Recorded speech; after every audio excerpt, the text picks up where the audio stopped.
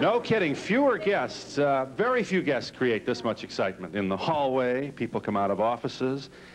I mean, mention her name and you're in for an all-night conversation. This is truly one of the remarkable personalities of the entertainment business today. Is there a cover she hasn't been on or isn't on? Please welcome Cher, right here.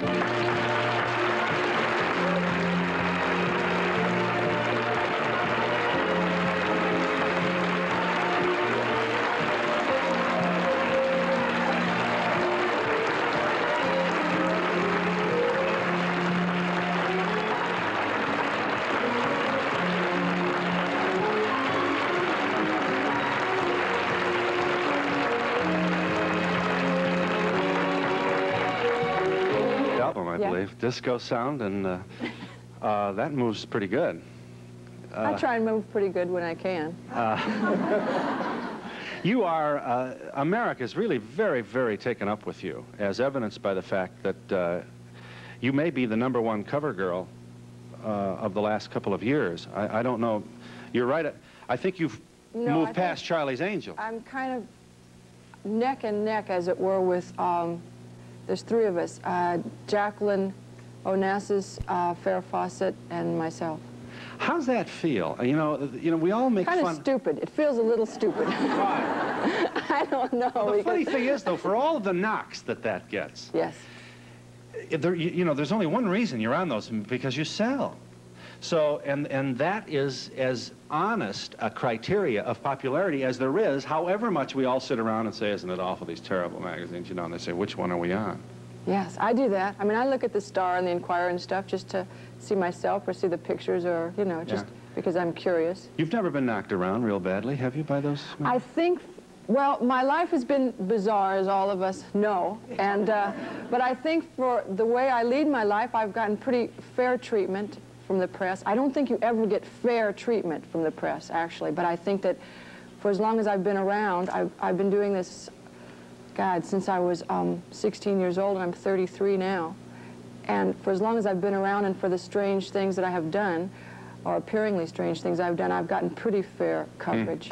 You've been unusually honest in terms of all, you know, what's happened to you personally and on the air. Has that served you well?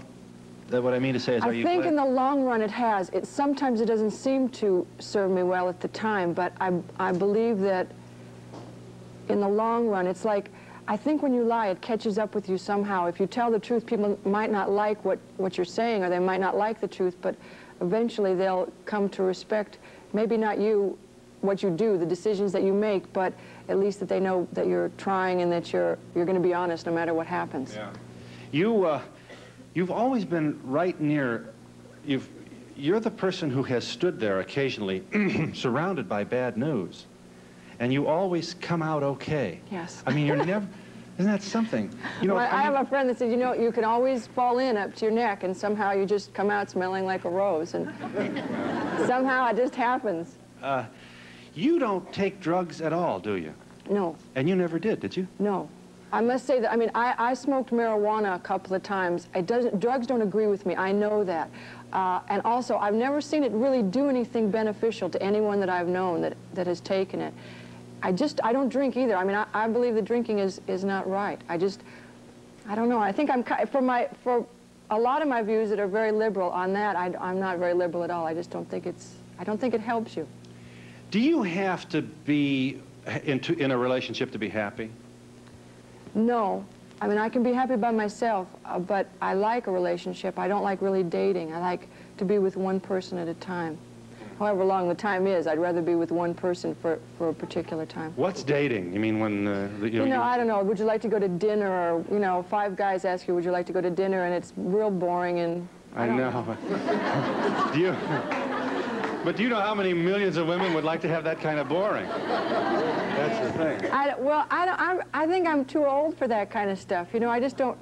I don't want to go out with a whole bunch of guys that I might be bored with over dinner just to go out to dinner, you know. I would rather wait. I would rather wait until there's somebody who I think is interesting and who I can really talk to and that kind of stuff. When you were you like that, huh? Well, how can you tell unless you go out to dinner with the guy? I can tell in 3 minutes. Really? Yes. Honestly? Yes. Could you give us some help here? Maybe, well, no. I don't know. It just has to do with, well, I should have listened to my intuition. The first time I ever went with Gregory Allman, we went out to dinner, and we were talking, and I kept saying, God, this is real boring. There must be something more interesting. And finally I left. I said, you know, it was a really nice time, but I don't think that we were right for each other, and I'll see you later. I got in my car and left. Right after the dessert? I didn't even make dessert. I just said, you know, this is not happening. I'm going. And then the next day I couldn't work. So something happened, and he called me back about 10 o'clock that night and said, you know, I've never had such a horrible time with anybody, but I can't stop thinking about you. Would you like to go out with me? And I said, yeah, I really had an awful time too. It was crazy. Well, what's the point now? Here the 3-minute warning didn't work, or did work, or over the long term it didn't. Well, there was something extra there. I think in everybody's life, I'm not sure, but there's maybe one person in everybody's life that they love so much and nothing makes sense, but the feeling is so good that you're just not going to give it up until you've just exhausted every possibility. And somehow with him, that's what happened to me. Yeah, I can't understand how it could be such a boring evening and you could have such a wonderful feeling. It wasn't a wonderful feeling. What he said to me is, you know, no one's ever treated me the way you did. And I thought, you know what, no one ever treated me the way you did. And something about the negative side of it, you know, it was interesting. It's like fire. You know, you're going to get burned, but somehow it looks so beautiful, you might like to try it for a minute. Is there ever a dinner where everything's right and it really is right forever in the long term? You mean for me or for everybody? Well, for you. I don't know. Mine don't seem to come in that kind of Doris Day, Rock Hudson stuff. Mine are